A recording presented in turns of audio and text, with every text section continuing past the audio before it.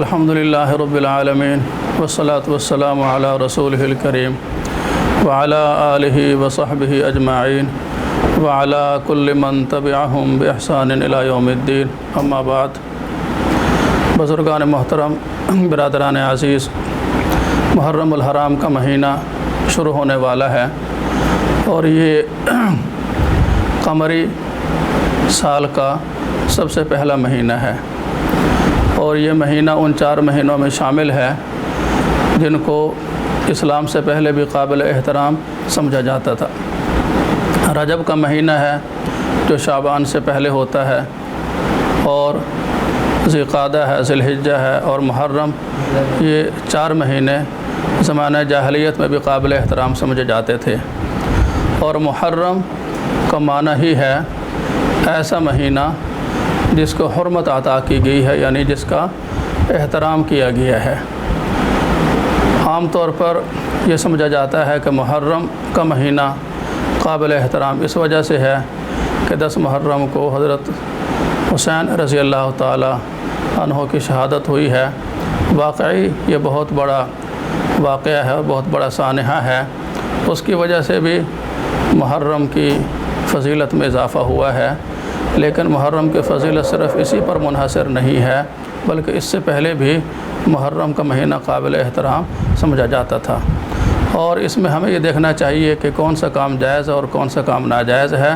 جو جائز کام ہے یا جو ثواب کا کام ہے وہ ہمیں کرنا چاہیے، اور جو ناجائز کام ہے، گناہ کا کام، اس سے ہمیں بچنا چاہیے۔ اور حدیث میں یہ آتا ہے، حضور اکرم صلی اللہ علیہ وسلم نے فرمایا کہ جو شخص عاشورہ کا روزہ رکھے گا، یعنی 10 محرم کا روزہ رکھے گا، تو اس کے 1 سال کے گناہ معاف ہو جائیں گے، گزشتہ سال کے گناہ معاف ہو جائیں گے۔ اور جب صحابہ کرام نے حضور اکرم صلی اللہ علیہ وسلم سے یہ عرض کیا کہ عاشورہ کا روزہ تو یہودی رکھتے ہیں، اور ہم بھی اگر عاشورہ کا روزہ رکھیں گے تو اس کی وجہ سے ان کے ساتھ مشابہت لازم آئے گی، تو حضرت صلی اللہ علیہ وسلم نے فرمایا کہ میں آئندہ سال اگر رہا تو میں 9 محرم کا روزہ بھی رکھوں گا۔ آئندہ سال حضرت صلی اللہ علیہ وسلم دنیا سے تشریف لے گئے اور 9 محرم کا روزہ آپ نہ رکھ سکے، مگر آپ نے یہ فرمایا تھا کہ میں اگر آئندہ سال رہا تو میں 9 محرم کا روزہ رکھوں گا۔ اس کی وجہ سے علماء نے یہ فرمایا ہے کہ 9 محرم کا روزہ بھی ملا لینا چاہیے۔ 9 محرم کا روزہ رکھ لیا جائے یا 11 کا رکھ لیا جائے تو بھی صحیح ہے۔ 10 محرم کا روزہ رکھنا، صرف 10 محرم کا روزہ رکھنا، اس کے ساتھ 9 یا 11 کا روزہ نہ رکھنا، یہ اچھی بات نہیں ہے۔ بہتر یہ ہے کہ 9 کا روزہ بھی رکھ لیا جائے، 11 کا 2 روزے رکھ لیے جائیں۔ صرف 1 روزہ رکھنا اچھا نہیں ہے، لیکن اگر کوئی شخص صرف 1 روزہ رکھ لیتا ہے تو اس سے بھی سنت ادا ہو جاتی ہے اور اس سے بھی وہ فضیلت حاصل ہو جاتی ہے۔ بہتر یہ ہے کہ اس کے ساتھ 1 روزہ اور ملا لیا جائے۔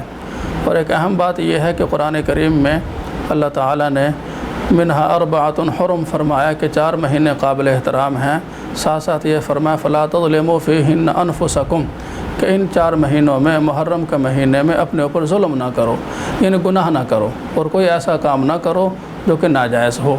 اب محرم کے مہینے میں عام طور پر جو کام ہمیں نظر آ رہے ہوتے ہیں وہ کسی بھی اعتبار سے صحیح نہیں ہوتے، کسی بھی فقہ کے اعتبار سے وہ صحیح نہیں ہوتے، اور کوئی بھی فقہ ان کو جائز نہیں کہتی۔ اس لیے ان کاموں سے بچنا ضروری ہے۔ خاص طور پر خواتین کو پردے میں رہنا ضروری ہے، اور ہمیں یہ دیکھنا چاہیے کہ صحابہ کرام، اہل بیت اعظام اور جو صحابیات ہیں اور جو امہات المؤمنین ہیں اور جو ہماری مقدس مائیں ہیں، انہوں نے کس طرح زندگی گزاری ہے۔ پردے میں رہنے کا حکم، وقرن فی بیوتکن، اپنے گھروں میں رہو، اپنے گھروں سے باہر نہ نکلو۔ تو ہمیں یہ دیکھنا چاہیے کہ محرم کے مہینے میں شریعت کی طرف سے ہمارے لیے کیا ہدایات ہیں، ان ہدایات پر عمل کرنا چاہیے، اور گناہوں سے بچنا بہرحال ضروری ہے۔ اللہ تعالی ہمیں اس کی توفیق عطا فرمائے۔ وآخر دعوانا ان الحمد للہ رب العالمین۔